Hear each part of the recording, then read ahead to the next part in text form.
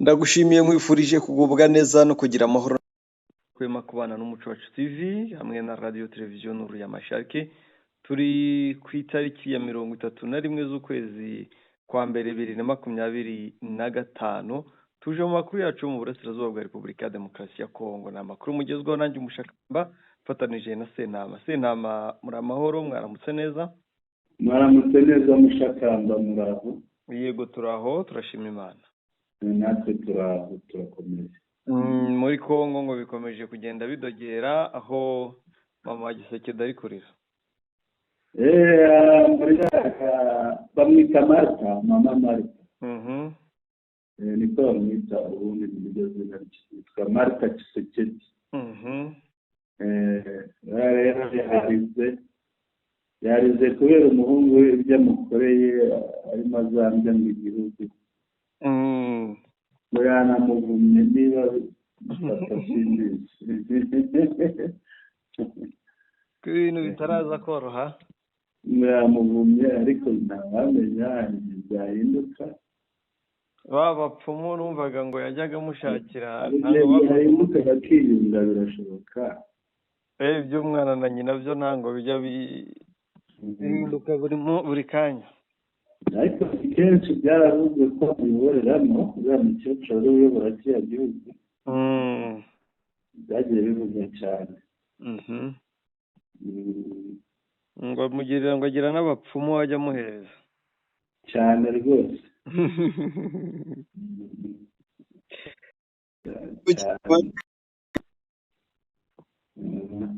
ngo barareba bakabona igihugu kigiye kubacika neza neza. Goma yabaye akasamutwe. Goma yabaye akasamutwe. Na nijoro ejo bahoze bahiga bagiye bihisha bahoze mu ngabo za FARDC. Icyo babahizemo rwose ahitaga aza ahantu havugwa amarorerwa ko bahora bica abantu ariko za sesereka kirigiwe ibintu baraye barwaniyemo na M23 bakubita bakagenda bihishahisha. Yego irimo irabahigahiga. Nta gahenge bari kubaha. Nta gahenge nta na gake ariko biravugwa ko umurundi ari umerewe nabi kurenza abandi. Iby'umurundi byo turabijyamo kuko iyi ntambara yamucanze. Umurundi rero iriya ntambara hari abantu umuntu wigeze guca umugani ngo abi yaje kona ntiyaje gushaka nyir'umurima. iriya ntambara yaje gushaka umurundi. Umurundi yayiboneye ibintu bitabaho. Birumvikana cyane. Ndi kureba amafoto yose cyangwa amavideo ndetse n'umuntu wese uri Goma, imihanda myinshi ya Goma yuzuye ibikoresho bya gisirikare by'umwihariko imyambaro y'abasirikare ba FARDC bakuyemo bakiyirukankira ndetse n'ahantu runaka hari position za gisirikare, ibifaru, ibimodoka byose biruzuye. Abantu bakibaza bati ba nyiri iyi myenda bagiye hehe? Ese umuganda wo gukora ahantu uzakorwa gute wo kusukura uyu mujyi? Urabibona ute wenda bari byo tuza guheraho? Mushakamba biriya yari intambara ibaye niko bimera. Urumva iyo intambara ikubise icyo ufite mu ntoki nicyo wirukankana. Ibindi ukabita utyo ni uko nguko rero ugenda ubona hariya harimo inkweto kandi inkweto nyinshi ziri hariya ni zimwe ziba zidafunze kuko iyo wikanze zoroshye kuba zavamo zigatakara. Harimo imyenda, harimo ibintu bitandukanye, ibikoresho bitandukanye cyane imyambaro ndetse n'izi antibale ya majaketi bambara. Impamvu yabyo ngira ngo hari ikintu twavuze tubora tuvuga bijya bituma tukigarukaho ikintu bise ngo ni operasiyo pesa soda biramba. Ni operasiyo umusirikare imyenda urabona bajyaga n'imbere y'igipangu abasirikare ba FARDC bakakuramo imyenda ya gisirikare bakajugunya. Yego. Iyo bajugunye uri mu gipangu imbere akabaterera imyenda ya gisirikare akambara bagacika ngo biyoberanye, uza no kubabaza avuga ati jye ntabwo ndi umusirikare mu gisirikare. Ni muri ubwo buryo ubona hariya imyenda inyanyagiye, ariko hari n'ubundi buryo bwinshi nabwo burashoboka, ariko ubwo ni bumwe mu buryo butuma ubona imyenda inyanyagiye hariya. kugira ngo babonye n'ingofero, ejo nawe ujye mutera urwenya mubwira nti abantu bari bambaye ziriya ngofero za gisirikare buriya bagiye ni nyinshi cyane, ni nyinshi. ubundi buryo mbona bafashe barwanaga, abenshi muri bo bari biyambariye sivile bakibafata. Kukibafata bari bambaye sivile, bigaragaza ko niba abandi bari bamaze kwiyoberanya, aho bagiye bajugunya imyenda rero ni aho hose. ubundi buryo mbibonamo bwana Sentama, yego, birazwi byabaye mu bice bigiye bitandukanye ko FARDC ijya ku rugamba yambariye ku myenda ya gisivile, yabona bikaze ikajugunya imbunda, ikajugunya imyenda, kwiyirukanyira. Gusa aho bitandukaniyeho mo gato nuko tubona imyenda kurusha imbunda, gusa nanone imbunda n'umuturage yayifatira akayibika. Ikindi hariya kuko ari mu mujyi n'ubundi yakuragamo imyenda akirukanyira mu makaritsiye, nk'uko wabivuze yabaga afite aho ari guhisha imbunda cyangwa se akayitwara, kuko bariya bose bari gufatirwa mu mazu. Benshi bari bose twagiye tubabona bajugunya imyenda, ariko ntabwo twabonye bajugunya imbunda, kuko abagifite mu mutwe muri we ko agomba gukomeza kurwana mu buryo bumwe cyangwa ubundi, haba kwiba, kwambura, ariko bizayirisha ntabwo yahita yijugunya, noneho akajugunya imyenda, imbunda akayikomeza. Muri aya masaha ubu ngubu i Goma bari mu gikorwa cy'inama ndetse no kwamagana ubutegetsi bwa Kinshasa. barabwamagana, byo nabonye bikomeye dushakamba, aribyo tuvuga. Twari turangije gukora amakuru nimugoroba, ngiye kubona ngo ni umujyi wa Goma uracana, kandi baba bawusize mu kizima. Goma irashanyaraje, ubona umujyi rwose uracanye, arabona ubona ko ari umujyi wundi cyane ikizima. Biriya rero ni ibigaragaza ko Goma iraza gukosoka kandi irajya ku murongo, kandi abantu bahari bazayishimira kubera uko bari babayeho nabi mushakamba. Uzi umuntu aramubwira ngo niba ufite telefone ya make urayisohokana bayikwamura, nugira amahirwe ubuzima bwawe bucyure, telefone ibihari. N'uwihagararaho yimana bakwice nabwo bayitwara. Bumva Goma yarigeze rero yarigeze ahantu hari mushakamba, hari noneho abakora ibyo ngibyo nta na rimwe bazigera bakurikiranwa n'amategeko, ugasanga leta yarabonye. Yego. Ndetse mushakamba wabwira umuntu wifata akagenda agatwika inzu, reba nka ziriya nzu za ambasade, yego, reba nka ziriya mashini bakuyemo bajya ibyo bakoze Kinshasa, bariya bose nta n'umwe uzahana, arega nta n'umwe uzabibaza. Iyo rero bituma muri Kongo hakomeza icyo kintu, abantu bagiye gutinya itegeko ko riba ririho ryanditse gusa ridakora, noneho ugasanga bagakora bikorera ibyo bashatse, ugasanga barakora ibyo bashatse. Yego. Muri Kongo umuntu yica undi bikarangira gutyo, Kongo umuntu atwikira undi bikarangira gutyo ntabibazo. Yego. Muri Kongo umuntu ararya umuntu ntabibazo. Ikibi batakora ni igiye kumubona. Hari umuntu twarimo tuganira ejo, arangije ati Kongo yabaye nk'umwana w'abajeyi, niwe uwima ikintu agasenya ibindi, akamenagura ibindi, cyakicara hasi akazunguza amaguru hasi, akiguruguta mu gitaka kugeza umuhaye kimwe yashakaga. Rero ikimuhaye yumva ko ntazajya amena ibindi, ariko uzajya umwita kimwe, aba yigize intwaro akaguma bimenya. Mu by'ukuri gutwika ambasade, ahica umuntu, ararya umuntu, nicyo twavugaga bwana Sinama. arasahura ntabibazwe. Abantu baravuze bati kuki kubohorwa cyangwa gufatwa kwa Goma biteranya inama y'ikitaraganya ya ONU, ariko gusenya ambasade zirenga 5 i Kinshasa kandi zaba abandi bateranye abandi bateranye bisabwe na Kisekedi nabo baba baribagirwa ntibaterana birenze.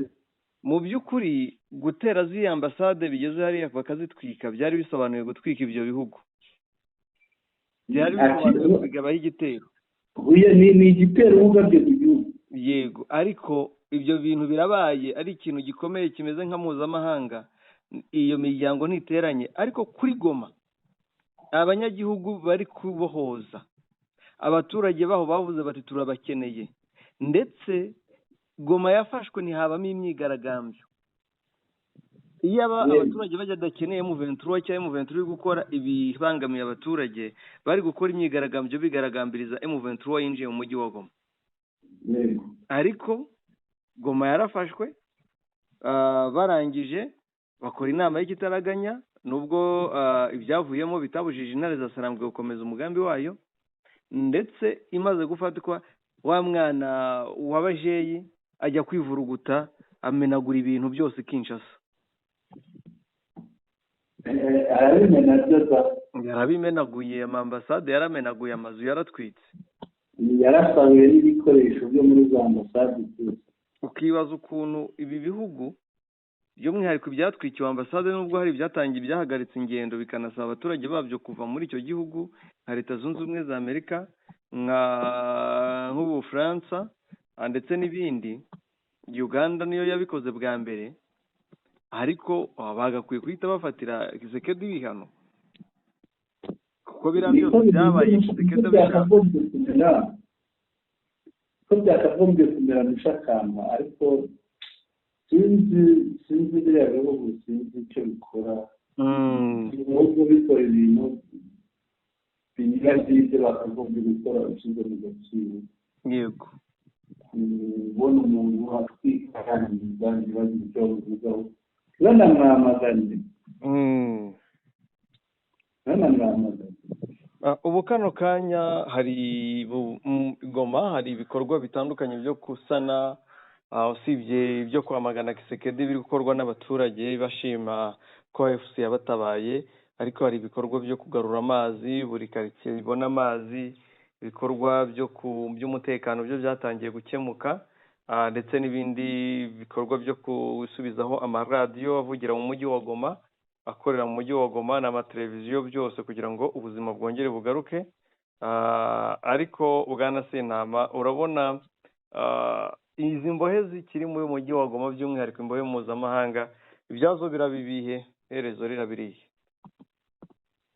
Icyo mbona buriya usibye ko abakongomani batangiye kubeshya, hari amakuru nabonye babeshya,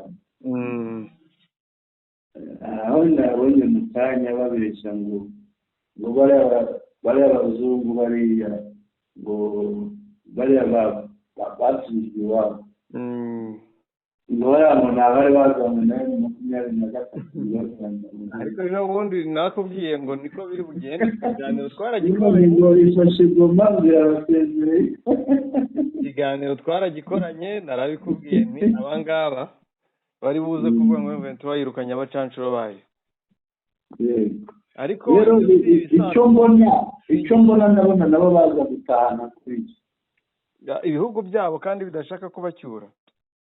Bikabacyura se bizabita zitabara nka wundi wo twari. Bazaba zitabara Abanyakenya nako Abanyafurika y'Epfo n'Abanyatanzaniya. Jewe icyo mbona reka umwanzuro wenda ndabona bataha kuriya nk'uko bari baratangiye. Ikindi cyashoboka bashobora gukurikiza umwanzuro uzahuza EAC na SADC, kuko bazahura vuba, bazakorana inama. SADC yego yenda gukora inama. SADC yakoze inama, ahubwo byabyarana hari ndabona batumvikanye. bagomba gufata umwanzuro ku kijyanye ntabwo bumvikanye mushakamba, hanyuma bavuga bati twebwe girana ibiganiro nayo mu 23. Abandi bakaba babaheza n'ubundi bamufasha kugira aho ngaho muri sadeke harimo inoza, harimo ibice bibiri. Ariko urabizi ko mu nama ya EAC yabaye ejo bundi kuri 29 bemeje ko chairman wa EAC akaba ari perezida William Ruto wa Kenya. Bamusabye ko yazaganira na chairman wa SADC, akamusaba ko imiryango yombi, ibihugu bigize imiryango yombi byakorana inama bikicara bikaganira kuri kiriya kibazo. Ariko icyo si umuti w'ikibazo twe turi kwivugira. Kuko ikibazo turi kwivugira, izi ngabo ziri hariya za Tanzania, za Kenya, za Tanzania, za Malawi ndetse n'iza Afurika y'Epfo ziravigoma gute ko ibihugu byabo ubona byashinze igiti, byashize igiti mu menyo. Rega wongeraho n'Uburundi, ese Uburundi bwo kugusiga. Uburundi bo ni Red Tabara. Nubwo butabarizwa hari. Uburundi bwo ni Red Tabara, bavuze ko bahita bahinduka Red Tabara. Ababaye imbohe bose bitwa Red Tabara. Reka turebe ko wenda muri iyi myanzuro ya SADC harazamo kujya gusaba M23 imbohe z'abasirikare bari muri Samidiaras. Ariko niba abanyabwenge barazisaba mu buryo buri bwa diplomasi. Ndavuga niba abanyabwenge. Naho niba abanyabwenge buke, ako si nkamya kuko n'abantu bazi ubwenge baratekereza nabo. Ariko baba abanyabwenge buke bavuga ngo barashyiraho imbaraga, kuko bashyizeho imbaraga baba bateje ibibazo birenze ibyo bahuye nabyo. Ariko nabonye n'inzara bamereye nabi. Inzara yo igomba kubamerera nabi, yarateye hariya. Mu mujyi urimo intambara inzara ntiyabura. Inzara yarateye. Kandi urumva baryaga ari uko FARDC baha ibiryo cyangwa biturutse mu bihugu byabo, bakarya ari uko bagiye guhaha. Sinzi niba ubwo burenganzira M23 yabubaha. Bahahira bahajyaga mu masoko. Ntabwo yababuza kurya, ntabwo yababuza gushaka ibibatunga, ariko ikibazo gihari bo nk'abantu ko bugiye bafata nk'imfungwa z'intambara. Ariko se abantu babitse imbunda mu kigo cyabo wabaha inuza, kereka babanje bakemera bagatanga imbunda bafite, ubundi bakabareka bakajya bagena bamwe bakajya guhaha. Niba nabwo bafite amafaranga yo bafite atarabashira, uburyo bumwe cyangwa ubundi barabafasha babona ibyo barya. Kandi ngira ngo ni nayo mpamvu uriya mugabo yari yahamagaye perezida wabo, yari yahamagaye. Kandi njye nabonye M23 ntabwo ifata abantu bafashe nabi. Oya bakwiye ariko kubumvisha, n'ubundi barabarashe. Bafata nabi, ndibaza ko iborohereza bakabona uburyo babona ibyo barya. Bakwiye kubumvisha barye nk'imfungwa,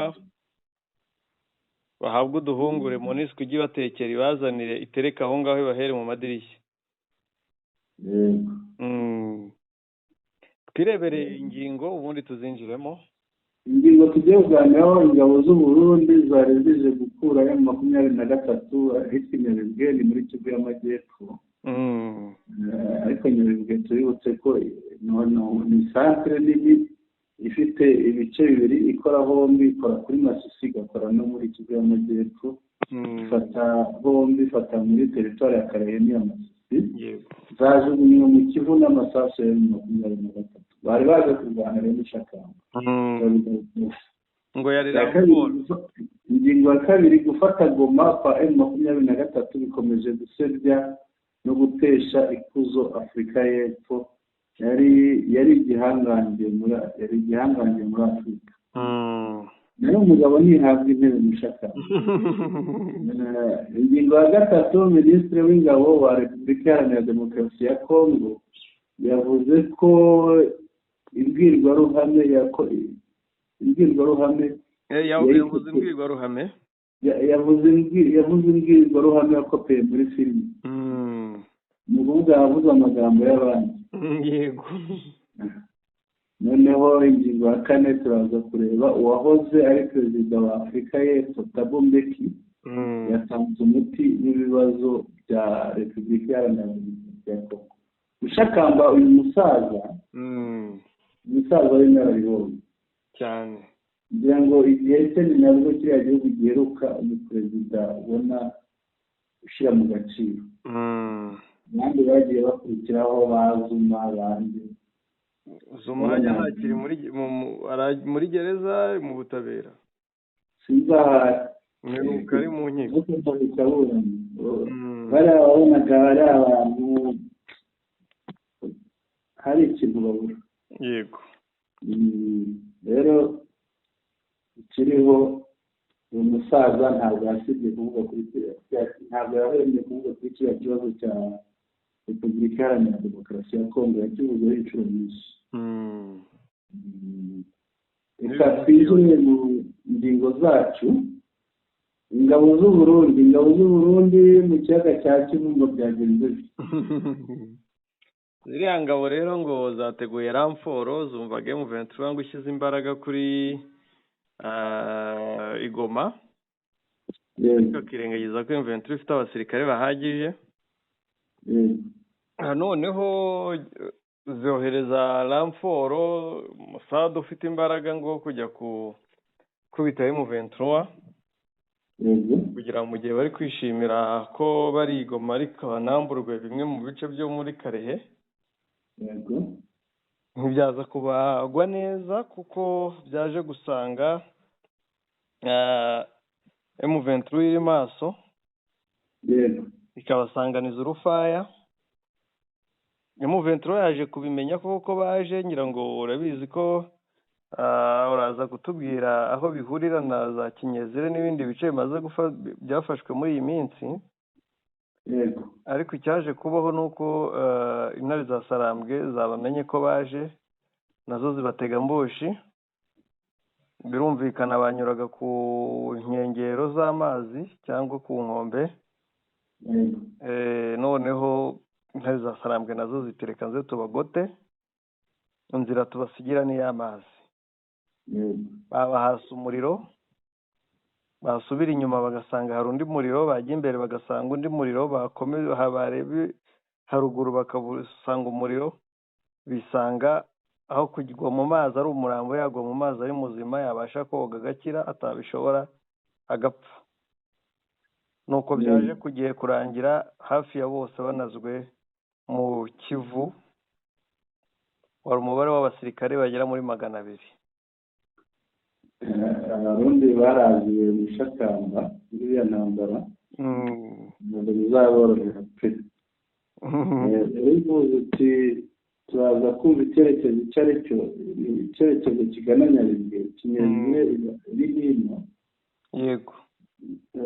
Ko Nyabigere warenze Kinyezire, noneho ugatangira kwitaza n'ikiyaga uzamuka hejuru mu misozi. Kereka iyo ugezeyo nibwo wongera ugahura n'ishami rya kiriya kiyaga, iyo umanuka hepfo kuri teritwari ya Karehe. Yego. Nibwo wongera kubona ikiyaga, ariko ubundi uba warenze Kinyezire. Yego. Ahumva rero abarundi barose nabi burinda bucya. Byababayeho Gicanga, byarabayeho Gicanga bakora inzira y'umusaraba, bakava Gicanga ku bazi Gicanga bakagenda bakahita ibushereri. Ubwo abahazi barumva inzira bari banyuze ni inzira itoroshye, kugenda ukamanuka muri za Busumba ukazigera ubwo wikubita za Gahira. Yego. Ukaza kwikubita za Mukoto, ufata umuhanda ugira usheberi, cyangwa se ukaba wambutse igahira ukambuka za Ruhinzi ugafata za Gahanga na Busire kuzamukira ahitwa za Mitando no kumanukana na muri Karusheberi. Inzira ndende mu by'ukuri abakubitiwe rero muri iyo nzira bagakora iyo nzira bakubitiwe Kirorerwa, yego, bakubitiwe ku Mushaki, bakubitiwe kuri Muremure ya Karuba, bakubitiwe hariya za Bitonga na Buragiza, bakubitiwe za Nyumbi na Shanjo, Shakamba, bakubitiwe za Karungo, bakubitiwe ejo bundi za Kinyezire, bakubitiwe i Buzi. Urumva ko ntabwo byabaye n'abandi bagotewe inyuma ntabwo biboroheye pe. ngo i Burundi bababujije ngo kugandara se no gukora ikiriyo Karame. I Burundi imiryango y'abafite abasirikare muri Kongo cyane abapfusha cyangwa abapfa babujije kugandara ngo no guca ku mazi. Kugandara ni gukora ikintu. Guca ku mazi ubwo no kugira ute? Guca ku mazi. Ikirundi. Kugira ni ikirundi ni ugusoza ikintu. Guca ku mazi ni ugusoza ikintu. Nibyo ntibyoroshye niborohewe ariko nyine bihangane ni neva wawe wabatanze. Nabonye niwe connection isigaye ari ikibazo, agashyira ifoto mu nama, usigaye ajya mu nama bamuhamagara internet ifoto ikamuhagararira mu nama. Ibyo ni ikibazo. Reka turebe nanone. Twatangiye tuvuga amajwi, tuvuga amarira ya mama Gisekedi. Yego. Ndebera ayo majwi tubyumvisha abantu tutaza kubyibagirwa tugasoza amakuru. Abantu bagira ngo wenda ibyo twavuze byo kurira kwa mama Gisekedi ni inkuru mpimbano. Yaje twabihimbye. Ariko Mushakamba. Niyo tuyabereka tubanze tubateguze. Mama Marita ararira mu kiruga. Ararira mu kiruga. Abantu babimenye ntabwo arimo arira mu rurimi bari bwumve. Gusa tukiruga umuntu wabisobanuye mu Iringara. Hari umuntu wabivuzeho mu Iringara. Ubwo reka twumve noneho tumenye ikimuriza. Yego. Ariko ikigaragara amarira afite hano saa y'ubuhoro rwose. Saa y'ubuhoro. Tubyumve. Kamushake. Nubwo atari kure. Amarira ya mama w'igihugu. Amarira ya mama Gisekedi rero nayabonye. Asanga yaraburiye umwana w'akanga kumva. Birashoboka kuko ukuntu ararira arumva n'amuzi. Nayo? Yego. Binaye kutekemena n'ibyiza ngo n'ibyiza kibona bitekana none barabamwera topeka bimucinje ngo tori cyanana. Shikera kuto somebody somesha imwane bashi mwenda injibwe mujinka yedi mugitei kele ni mutunzi wako kuloga mujinka yedi kele ni mutu aku nene bada babu nene mawale chinanga jamwangetu nene mawale chinanga jamwangetu kuchidweza mwanu kitei kaya kulunguluka to kaya kulunguluka to kaya kwa wadana sokotu kwa tana sopo mutu kaya kwa wadana sokotu kwa tatu bada betu kina nae mubobo mwe tukina nae mubobo mwe tukina nae mubobo mwe tukimutu mwe kulumu kama tunaupandulula kulumu kama tunaupandulula lele chema na kweli mishika kupandulula kulumu Ngitehidi kukwata wewe utifika soda. Ngitehidi kukwata wewe utufika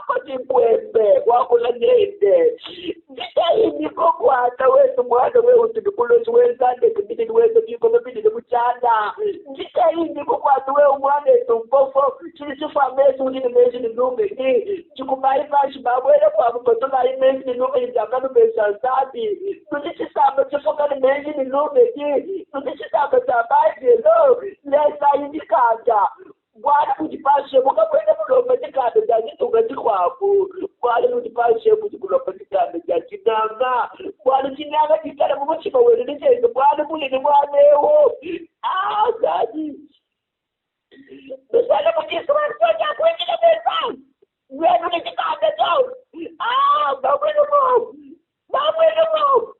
ada besar ada di telefon ada itu tidak kalau besar cepat kita tidak aku di bawah kita tidak aku di bawah tuh la passa de bolo sai mudida da slopo Tirava um pouquinho da babada com ele, com a minha medicina do peixe.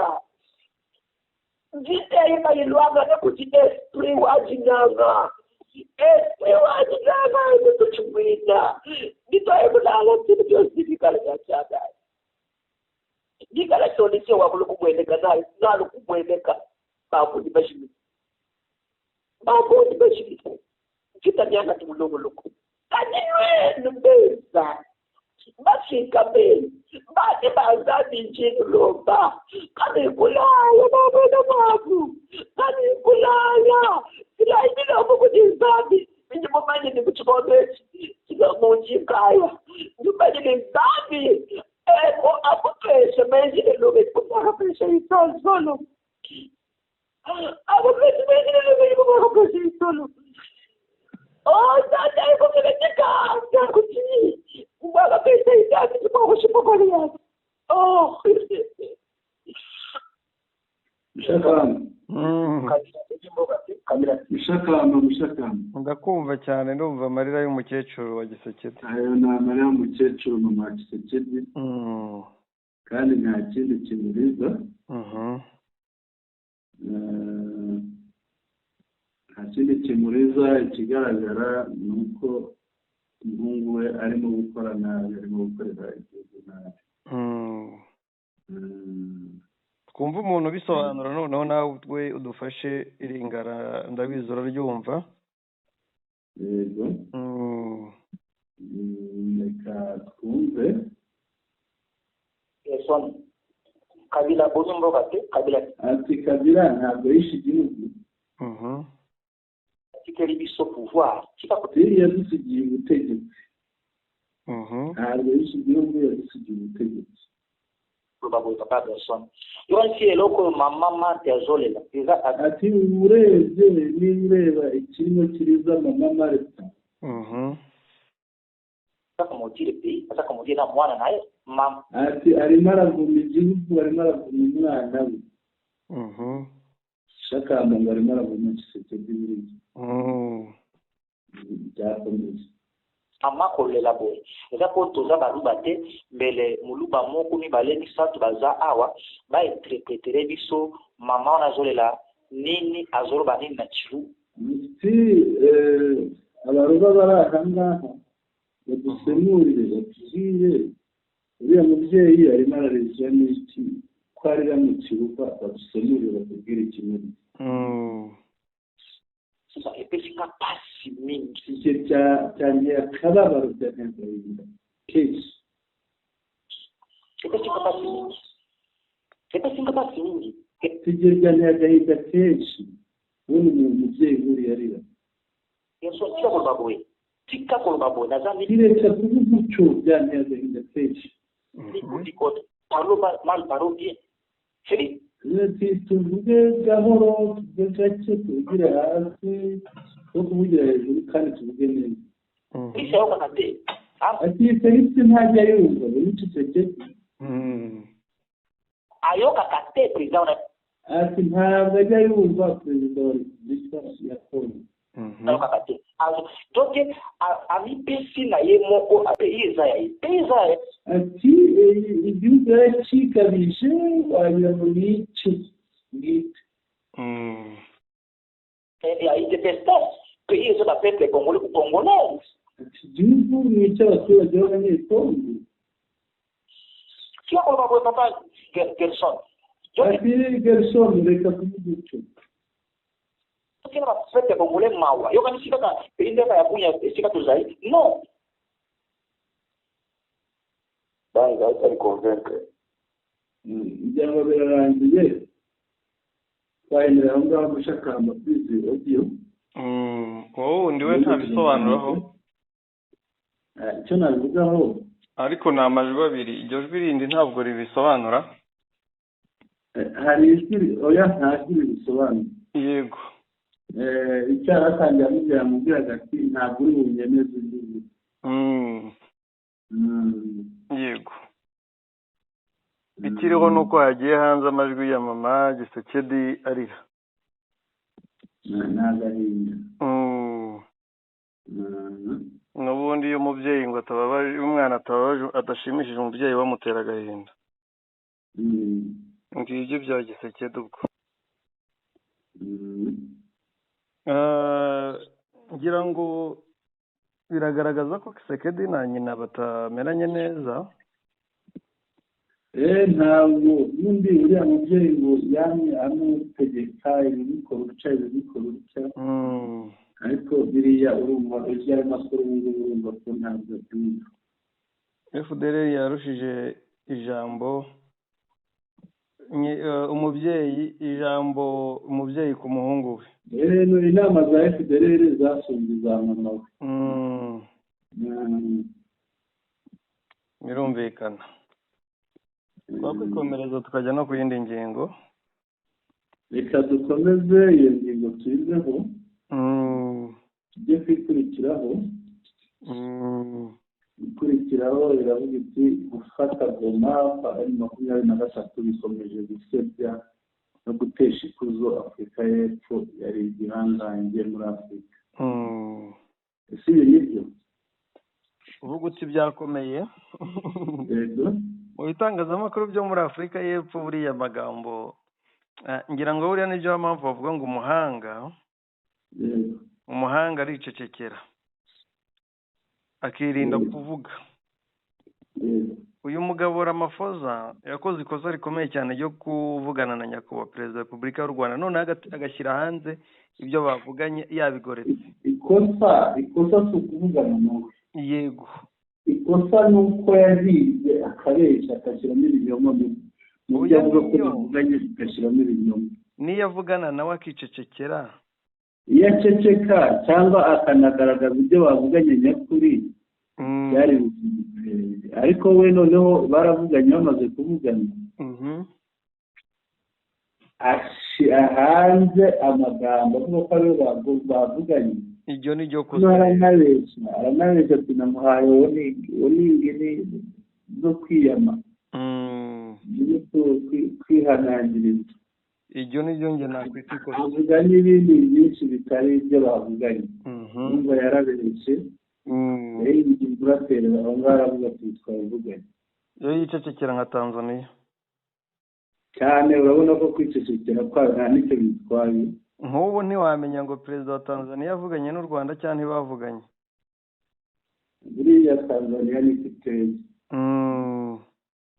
rero bigaragaza umuntu umaze gukura muri politiki banababwira ko politiki ya Tanzania yego yigereranyije n'iya Afurika y'Epfo ya Afurika y'Epfo iracyari agahinda ugereranyije n'iya Tanzania yego bwana Sentama no kuvuga ngo urabizi Afurika y'Epfo yagiye ivuga kenshi ko yohereje ingabo zayo mu butumwa bw'amahoro ariko ngira ngo umwe mu basirikare ba Afurika y'Epfo atangaje ko ngo bataje mu butumwa bw'amahoro ahubwo baje kurwana n'umuntu baje guhangana ngo baje guhangana na diveriseri wa FARDC ibyo ngibyo birangiye ubwo uwo nguwo yanyomozaga perezida wabo wavuze ko ngo ingabo ziri mu butumwa bw'amahoro ibyo birangiye sinzi undi nawe wundi ndumva ari ushinzwe ingabo cyangwa minisitiri w'ingabo yavuze ko ibijyanye n'ibyo uyu mugabo perezida yivugiye by'uko ngo u Rwanda ngo ari igisirikare, atari igisirikare ahubwo ngo ari inyeshyamba. Yavuze ko ibyo ngibyo bireba perezida wabivuze, ariko bazi neza ko RDF ari ingabo z'u Rwanda atari militia nk'uko yabitangaje. Urumva ni kimwe mu bintu bijyanye no kugenda basubiranamo. Ibyo birangiye turi buze kureba nanone tuze gusanga bimwe mu bitangazamakuru mpuzamahanga birimo gukora inkuru bikavuga ukuntu benshi mu basesenguzi n'abandi n'impuguke zitandukanye ziri kwemeza ko Tanzania nako Kenya, Afurika y'Epfo yari igihugu kimeze nk'aho ari cyo gihugu gikomeye kirinze Afurika. Ubu ngubu cyabaye igihugu cyacitse amazi cyangwa giciriritse muri Afurika. Mbese ubwo n'igisirikare cyabo kitarinda n'amashuri. Maze kukoherereza ibijyanye n'uriya mugabo wavuze ko igisirikare cya Afurika y'Epfo kitarinda amashu, kiri birimo speech, akaudio ndetse n'ibiri muri disikuru. Mu kanya turi buze kubyifashisha. Ariko bwana Sentama, ikintu ugomba kumenya kirimo Afurika y'Epfo yahoze ikomeye. Silence, kugarida silence cyangwa kwicecekera nicyo cyari gutuma abantu bakomeza kuyitinya. Ariko ubu ibihugu byose byo muri Afurika birimo kureba Afurika y'Epfo bikaseka, bitewe n'uko Afurika y'Epfo irazwi ko ari igihangange. Ariko ubuhangange bwayo butangiye kugenda bugaragara ko butakiriho, bitewe n'ibyabaye ku gisirikare cya Afurika y'Epfo muri Central Africa. Bananiwe kuhagarura amahoro, birangira urabizi ko no muri SADC ahantu hose bavuze kugarura amahoro Afurika y'Epfo ijyayo nk'igisirikare nk'igihugu gikeneye kugaragaza ko gikomeye. Bagiye muri Central Africa, Central Africa bagarura amahoro, SADC irananirwa kugeza ubwo Central Africa yitabaje u Rwanda. Ibyo birarangiye, bari mu butumwa bwa Samimu muri Mozambique. Nabwo byabarananiwe, Mozambique irabirukana igumana u Rwanda, itabaza u Rwanda. Birarangiye baje muri Congo, babeshya ko ari ubutumwa bw'amahoro bajemo, bakora ikosa ryo guhangana na M23 kuko kubw'impamvu z'inyungu zabo. Bagezemo M23 irabakubise, umujyi wa Goma bari barazanwe kurinda barawambuwe, ubu ngubu bawurimo nk'imbohe. Ubu noneho isi yose iri kwandika ngo Afurika nk'igihugu cy'igihangange ubu ngubu kiri gukubitwa n'inyeshyamba. Nahoze mbona ngo ni kimwe mu bihugu byari ni nayo itahiwe kuzayobora G20, ariko ngira ngo izayobora G20 ariko ari kimwe mu bihugu biciriritse mu bijyanye n'igisirikare. Wenda mu by'ubukungu kiracyahagaze neza, ariko ku bijyanye n'igisirikare byo ntibirimo. Ariko igihugu cyaba gifite ubukungu ariko kitubaka igisirikare, ngira ngo cyo cyaba kirushijeho guciririka. Bamwe mu basesenguzi rero batandukanye cyangwa se abo mu miryango igiye itandukanye, benshi hari ibyo barimo bavuga, cyangwa se impuguke hari ibyo barimo bavuga. Nk'uwitwa Leslie Vaudran, akaba umujyanama mukuru kuri Afurika yunze ubumwe muri International Crisis Group, umuryango udaharanira inyungu ukora ubushakashatsi kandi utanga inzira zo gukemura amakimbirane yitwaje intwaro. Yagize ati, mu by'ukuri ni ikibazo ku gihagararo cya Afurika y'Epfo kuri uyu mugabane. Urumva arareba Afurika y'Epfo ko yari imeze, kandi yabitangarije Reuters.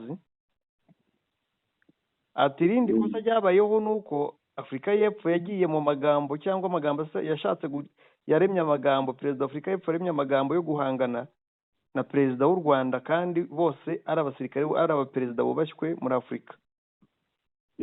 Kandi Afurika y'Epfo perezida Afurika y'Epfo agahangana azi neza ko ari we munyamakosa. Ni ukuvuga ngo wenda iyo avuga umusirimu perezida uciriritse muri Afurika, ntabwo igisubizo yari guhabwa cyari kwamamara cyane, ariko kubera avuze perezida w'u Rwanda nawe ukomeye muri Afurika ukunzwe, ikosa ryabayeho yakoze nuko yavuze nabi ibyo yavuganye nawe, yamusubiza ba bantu benshi bakunda u Rwanda bakunda perezida Kagame bakahita nabo babikotinga, kugira ngo uyu munsi Ramaphosa ari kugenda areba nka ba bacanshuro.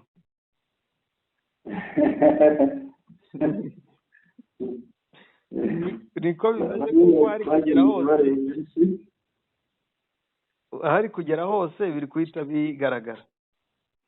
Ibi rero wenda uriya n'umwe twari dushingiyeho, hari n'abandi, hari n'undi witwa Chris Van Dome, ni umushakashatsi muri Quantum House, yavuze ko ibibazo biri mu butumwa bwa vuba bijyanye n'amasasu, kubura ubufasha bwo mu kirere, ibinyabiziga bikwiye ndetse n'ibikoresho rusange byatumye bigaragara ko izi ari ingabo zoherejwe ariko zikaba zidafite ibikoresho bihagije kugira ngo zisoze ubutumwa. Urabizi ko bamwe bavuga ko ngo Afurika y'Epfo yagize ikibazo cy'ibikoresho. Uyu yaravuze ati ibi nabyo bisebya Afurika y'Epfo niba ishobora kohereza igisirikare kidafite ibikoresho bihagije ngo kibe cyakemura cyangwa cyasoza ubutumwa cyagiyemo. Ibyo nari mvuze nti rero biraza kukubitana n'ibindi bitandukanye, cyakoza aribyo nakubwiye ngo harimo guhuzagurika kwa Afurika y'Epfo. Abo mu ngabo baravuga bakirinda kwibasira u Rwanda, perezida yarabwibasiye. Abo muri nuza bo muri minisitiri w'ububanyi n'amahanga yaganiriye n'u Rwanda, bo bumvikana bakora ikiganiro kijyanye no kubahana bitandukanye n'icya perezida Kagame na Ramaphosa. Nacyo cyari ukubahana, ariko ibyagiye hanze, ibyo Ramaphosa yashyize hanze byari bihabanye. Ibyo rero nabyo ukabona ko perezida yacitse amazi. Ngira ngo nyuma y'ibya perezida nta rundi rwego rugomba kujya kuvugana n'uwo ari we wese, kubera ko ubu kano kanya Minisitiri Nduhungirehe ntabwo yagakwiye kuba ari kuvugana na Minisitiri w'ububanyi n'amahanga wa Afurika y'Epfo. iyo abaperezida b'ibihugu byombi baza guhuzanya tuzahura ba minisitiri bashyira mu bikorwa gusa ibyo abaperezida b'igihugu bemeje. Ibi biba bisobanuye ko Afurika y'Epfo yaciye bugufi inyuze kuri minisitiri, mu gihe perezida yabonye nyine yubitse umutwe nk'aba bacanshuro.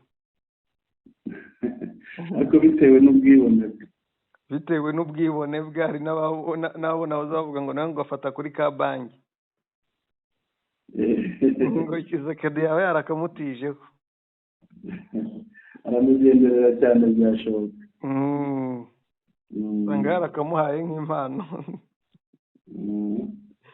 Ibi rero ibikurikiyeho ho gatoya, Minisitiri w'ububanyi n'amahanga n'ubutwererane wa Afurika y'Epfo banamubajije, yaganiriye n'abanyamakuru bamubaza ku bijyanye no gukorana n'imitwe itwaje intwaro, birangira babyemeye. Bemeye ko bakorana n'imitwe itwaje intwaro ngo ku bw'amayeri ya gisirikare ngo bakunde bagere ku ntego. Ariko nubwo bimeze gutyo, muri iyi mitwe itwaje intwaro harimo FDLR nk'umutwe w'iterabwoba wakoze jenoside mu Rwanda ukajya no kuyikomereza muri Congo. Muri iyi mitwe itwaje intwaro harimo za mayimayi zitandukanye zamaze abantu na za nyatura. Bishatse kuvuga ko nubwo bamubajije ku bya FDLR akavuga ngo akanga kubyemeza mu buryo buri direct, ariko yemeye ko bakorana n'iyi mitwe yose. Arabyemera, niko abyemera bize ku ruhande akajya kubishakira ibisobanuro byo kubisigiriza mu mvugo yereka wumva uko yabivuze. Yego. bigerageje guhindurwa mu kinyarwanda yagize ati bitewe n'ibiri kuba ku rugamba, nanone bitewe n'amayeri y'urugamba, hari igihe usanga ugomba gukorana n'impande nyinshi ziri ku rugamba kugira ngo ibikorwa byawe bishobore kugenda neza. Ibyo nibyo byagiye bibaho mu bihe byashize ndetse bikomeza kubaho no mu bihe bitandukanye. Aha ngaha kwari ukwemera ko nyine izo mpande zindi ziri ku rugamba niba atari FARDC akaba atari MONUSCO, bisobanuye ko ari za Nyatura, za Mayimayi n'ize FDLR.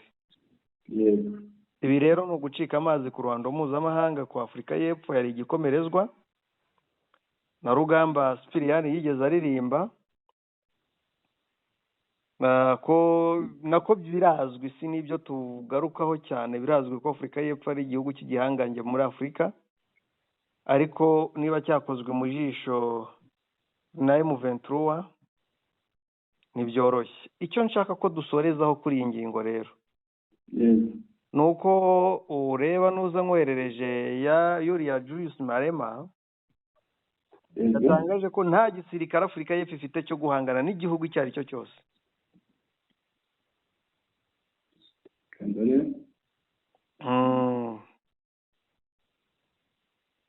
Ndabona Cyril Ramaphosa Malema was addressing delegates.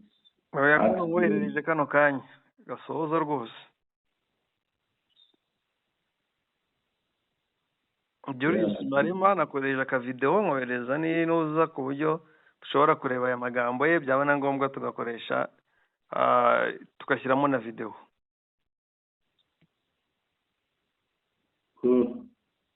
Niko gasoza muri chat twagiranye uyu munsi. Twanditsemo duto. Yego.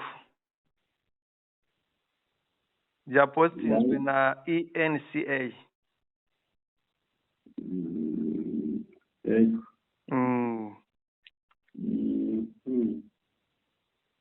Yavuze ati even if you threaten to fight a war against Rwanda, you don't have the military capacity to fight any other country. Ati nubwo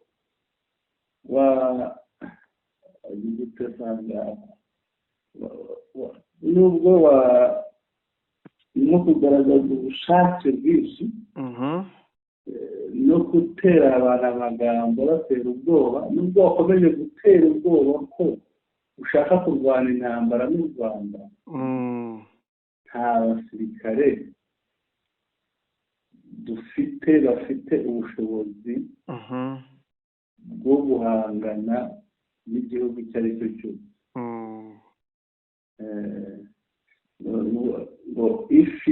If you threaten to fight a war against Rwanda, we don't have the military capacity to fight any other country. Nubwo ngo yakomeje gutera ubwoba ngo ararwana n'u Rwanda, ngo nta gisirikare igihugu cye gifite ubushobozi bwo kuba cyarwana n'igisirikare n'igihugu icyo ari cyo cyose. Twakina ako kavideo bakanakumva ko niba kafungutse iwawe, kuko gafite umunota umwe gusa. Gafite umunota umwe n'amasegonda 30, nta gihe kikadutwara. Kumva amajwi ya Julius Malema ubwira Ramaphosa ko ibyo ari kwigira bidashoboka.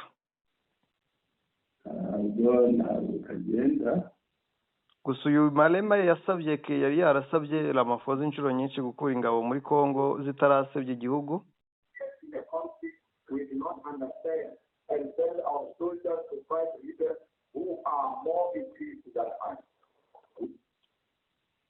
Ndumva gakunze.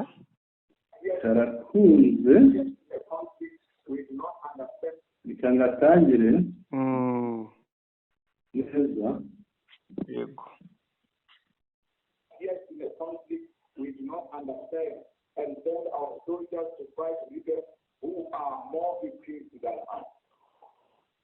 Urashaka uragaragaza ko abasirikare bacu barwana n'igihugu kandi igihugu kiri ekwiti gifite ibikoresho turenza.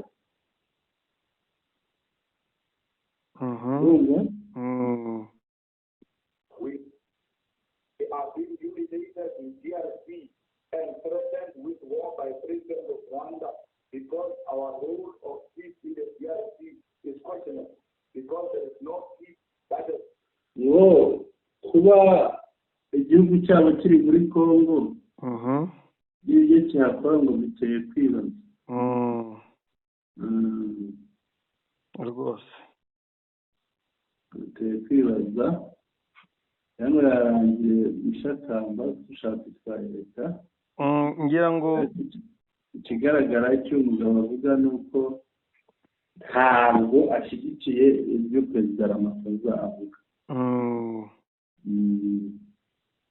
ikiriho ibi bihugu ntibishobora kwihanganira ibivugwa na bariya cyangwa ibyo Kisekedi akora we na Ramaphosa kuko iki ni igihugu abapoza b'igihugu pozisiyo ziba zifite imbaraga muri Afurika y'Epfo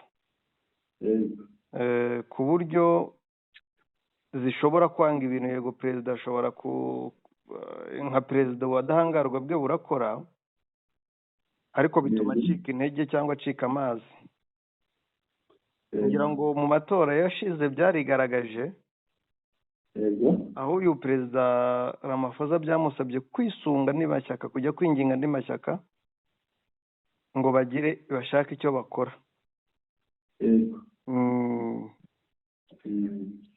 hari ibyagezwe yaciye bugufi imbere y'ayo mashyaka yemerera imyanya nubwo bimwe atagiye abyubahiriza.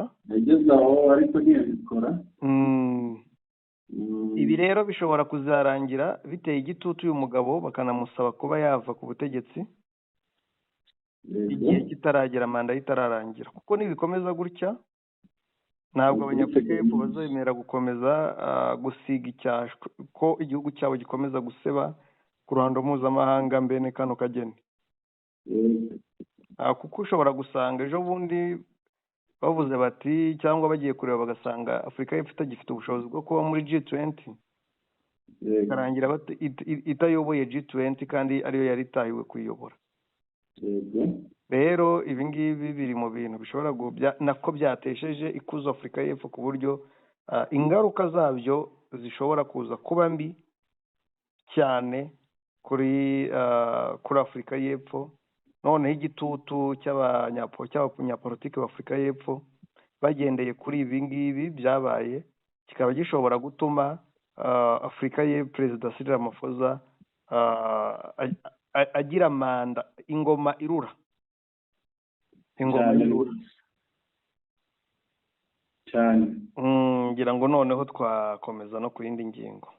reka tujye ku ngingo ivuga ko Minisitiri w'Ingabo wa Repubulika Iharanira Demokarasi ya Kongo yavuze imbwirwaruhame yakopeye muri filime. kuvuga yarebye filime areba imbwirwaruhame yavugiwe muri filime ndetse bajya kwivuga uko yakaranze. bimeze biti bwana Senama, ikintu cya mbere nshaka kubanza kubivugaho, yego twagiye dukemanga imikorere y'abayobozi bakuru b'igisirikare cya Repubulika ya Demokarasi ya Kongo. kubikemanga rero kuba bihuye n'ibi biragaragara ko byose bajya gukopera muri filime. uko urugamba ruyoborwa bakopera muri filime, bakareba ukuntu muri filime hazanwe za burende nyinshi zajya ku rugamba, abakomando bangahe bagafata igihugu, zajya ku rugamba zigatsinda, nabo batirika dukoreshe iyi filime iyi n'iyi. uriya wasanga hari filime imwe runaka iri kwinspira ari iyoboye runo rugamba, ushobora gusanga ari kopi rwose runo rugamba imyitwarire ya FARDC bakarwanisha ibyo babonye kuri filime cyane rwose. binahura no kuba abarwana ni abasivile. abayobozi b'igisirikare cya Kongo uyu munsi ni abasivile. Kisekedi ni umusivile, Minisitiri w'Ingabo ni umusivile. bakuyeho nibura Jean Pierre Bemba we wabayeho inyeshyamba. Ibi rero bigaragaza ko ibitekerezo by'abasirikare iyo bicaye muri ya nama, umusirikare yatanze igitekerezo cya gisirikare kiburizwamo n'icya gisivile kiyoboye inama, ahubwo we akahita yirukira muri filime. Tekereza kugira ngo wamburwe umujyi, minisitiri w'ingabo najya kuvuga avuga ibintu yakuye muri filime, noneho ubu nzabisubizamo muri filime wese ibyo muri filime. Ni filime y'Abanyamerika yasohotse muri 6 z'ukwezi kwa gatandatu 1944. Maze umbwire niba bafata disikuru yo muri filime yo muri 1944 ukaza kuyirwanisha uyu munsi muri 2025. Niyo masomo yize rwose. uyu nguyu turamwibuka igihe M23 yarimo yigarurira uduce ari minisitiri w'ingabo. Akijyaho yahaye M23 iminsi 100 ngo akaba yigarurira ibice bari bamutiriye gutaha ishuri, ari we mushyitsi mukuru mu muhango wo gutaha ishuri, nk'aho yagiye ku rugamba akajya gutaha ishuri. Kandi ishuri rifite minisitiri urebana n'amashuri. Yego, urebana n'amashuri. Kandi uyu ngo ni vice premier ministre. Bwana Sentama, ngira ngo ibya disikuru byo twabivuzeho, si ngombwa ko tubidarukaho, gusa disikuru nahari nayo twayigarukaho, ariko icyo yanavuzemo kindi yari yavuzemo ko ngo bagiye gutwika, yasabye ko batwika ibiganiro byose byabayeho na M23. Iyo ngingo ngira ngo twaraye tubivuzeho. Yego, twaraye tubivuzeho, ariko twari tutaramenya ko ari ibyo yakopeye muri filime, ariko bwakeye mbibona kuri Twitter zose ko disikuru iyi minisitiri yakoresheje yayikuye muri filime. Kongo ifatira urugero kuri Hollywood. Nibyo, ifatira urugero kuri Hollywood, ngira ngo nubwo abantu babigize urwenya. Ejo bundi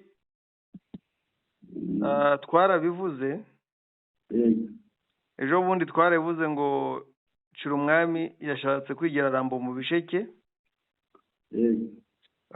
maze baramurasa. Kandi ibyo uyu nawe ahise agaragaza ko nawe disikuru ariyo muri filime. Wasanga nawe yararebye filime Cirumwami, ubu yagiye ku rugamba akava yatarashwe, nawe ati reka ngende ngisake ntabwo turi buraswe.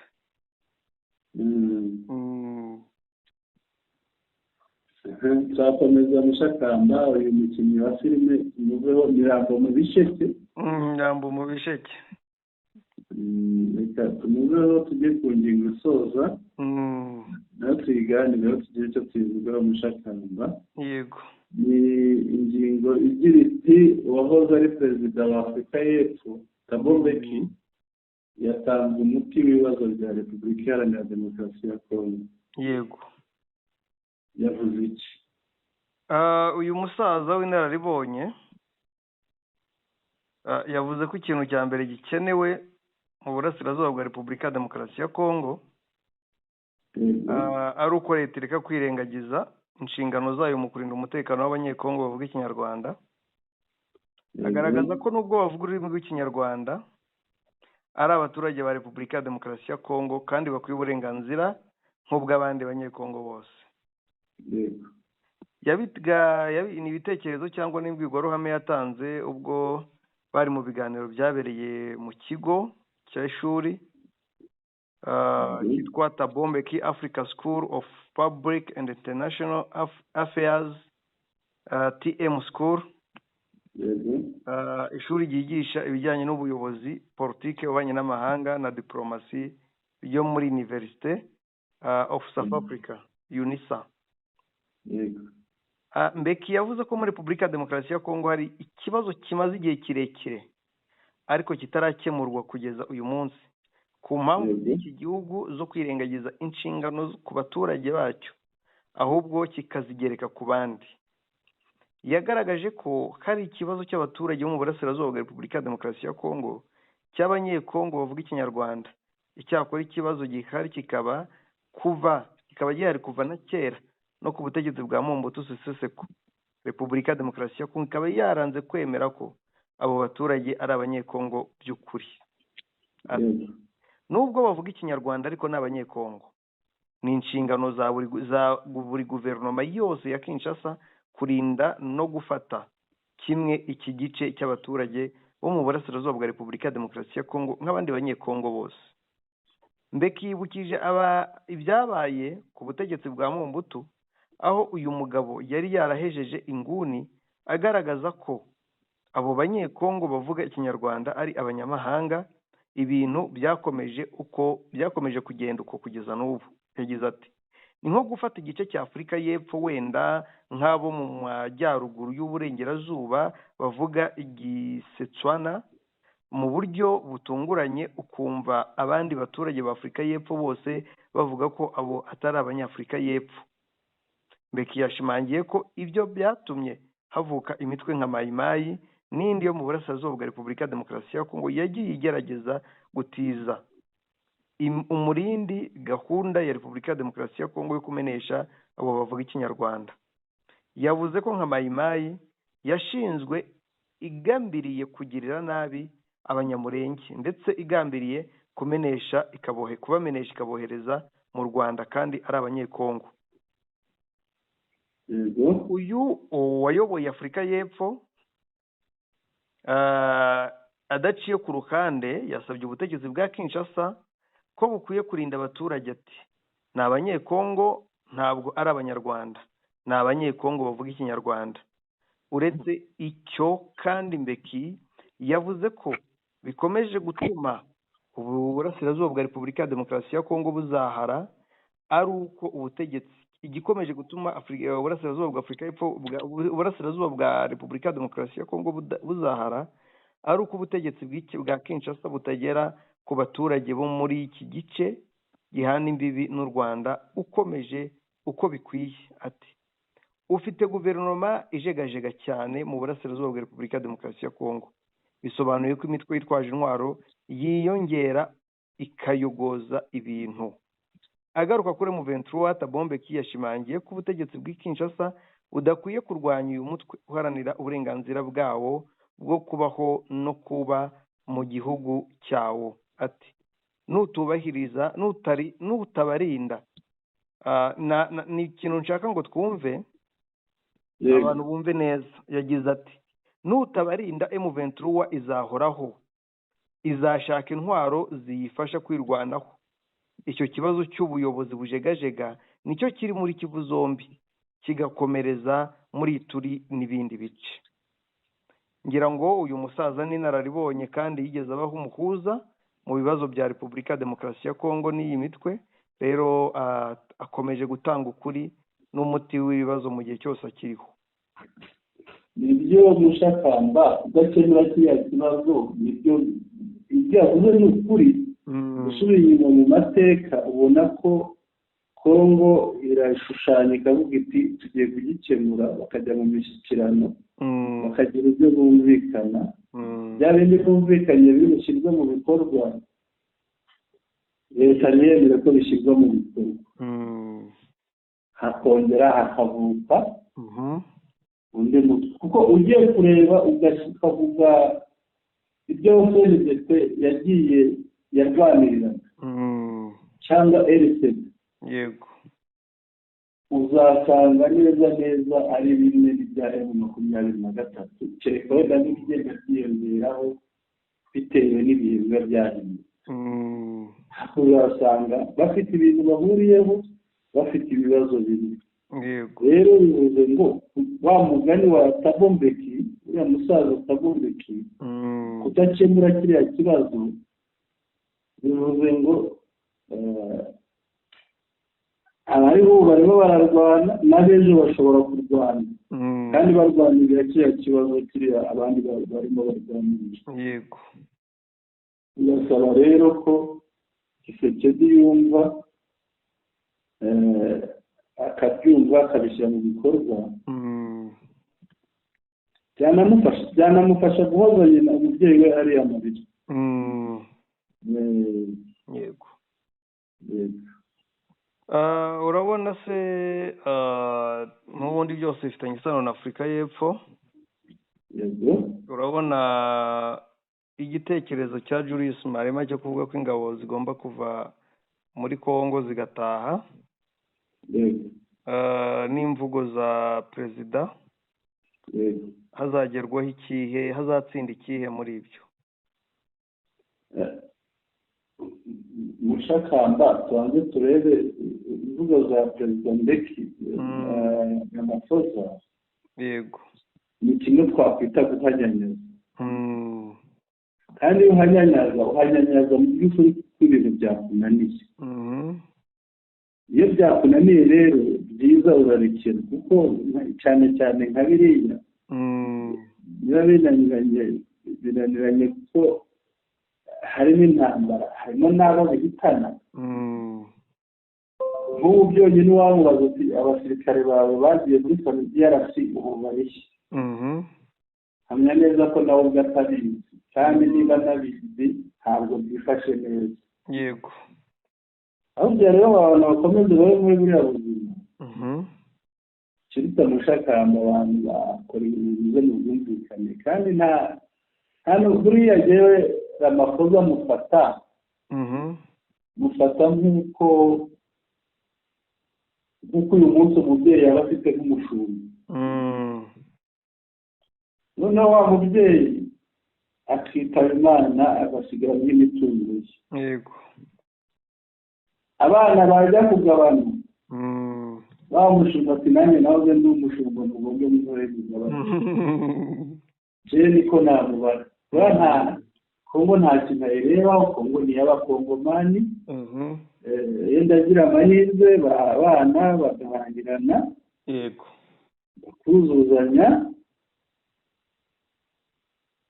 bakuzuzanya ariko biriya byo kuvuga ngo barwane abantu bapfusha abantu n'abaherezo rega ntabwo Ramaphosa azatsinda urugamba ruzatsinda abakongomani. Yego. nta rugamba Ramaphosa azatsinda kuko nta kuri afite ko kujya ku rugamba. Yego. urugamba ruzatsindwa n'abakongomani. Abakongomani rero si Tshisekedi wenyine. Abakongomani si Tshisekedi wenyine, naye mu bakuru n'abakongomani. Abakongomani n'abenegihugu, kandi abakongomani aho baganisha Tshisekedi yakwerekera aho ngaho, ntabwo yababuranye. Hari ijambo uvuze unyibutsa ikintu. Yego.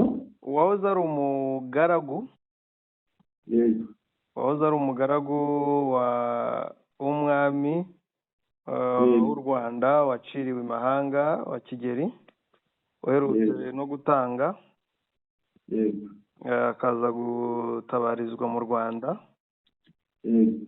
Uwahoze ari umugaragu we yahise yiyimika. Yego. Ubu ngubu kano kanya niwe mwami w'u Rwanda. Akora ingendo, yafashe amakamba. Rero ni biriya, kandi biriya bigaruka burya umusazi barasaraka ku ijambo. Yego. Biriya bigaruka ku byo Ndayishimiye yamubwiye. Nubwo nawe atari shyashya, ariko hari ikintu yamubwiye cy'ukuri ati mufise umugati. Nimutawigabanya mugakenera umuntu uza kubagabanya, nawe bifatiraho igitwari. Ni biriya rero nta byamubwiye. Yego. Ibyamubwiye ni ukuri kuzuye. cyane. Bwana Sentama, ndumva niba nta ngingo dusigaje cyangwa nta yandi makuru acara dusanze muri studio twagana n'indi mushakamba nayo twagana ku musozo.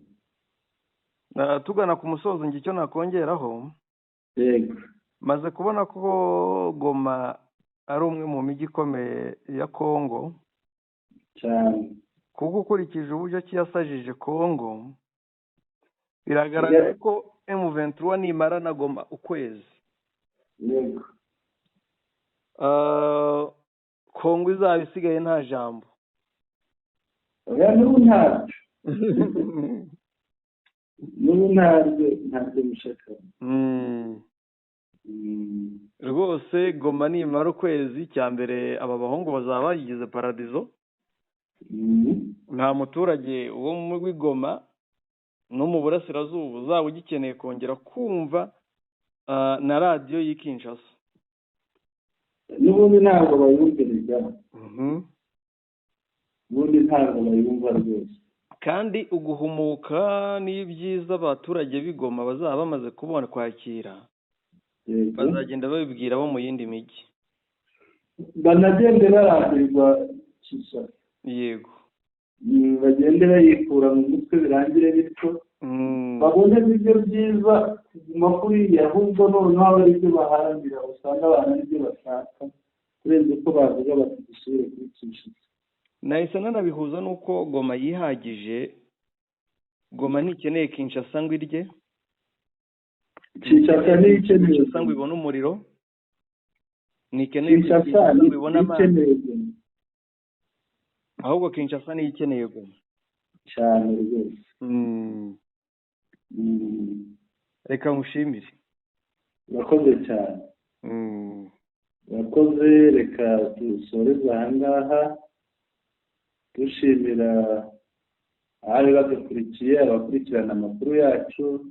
tubibutse ko twaganiriye ku ngingo zikurikira: ingabo z'u Burundi zari zije gukura M23 ahitwa i Nyabigwe, zajugunywe mu Kivu n'amasasu ya M23.